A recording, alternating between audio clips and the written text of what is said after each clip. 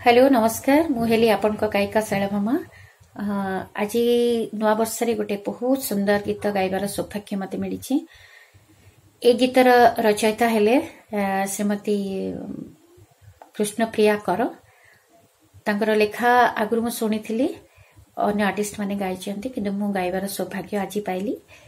ए गीतर लेखा कौन कहबी जेते कहले कम कहीं ना गोटे भक्त तार भगवान को प्रति कौन मनोभाव कौन श्रद्धा से सबू तांकर ये लेखा माध्यम रे प्रतिफलित होईछि। जहाको कि बसंत मिश्र मोर कंपोजर से एते सुंदर कंपोज करिसेंती एते सुंदर स्वर रे ताकू आबद्ध करिसेंती। आपण मानक मध्य बहुत भल लागिवो। आशा करुछि नवा वर्ष रे भल गीत सुनंतु भल मीठा मीठा गीत सुनंतु वर्ष तमाम आपण माने बहुत भल गीत सुनि परिबे यही कामना करुछि।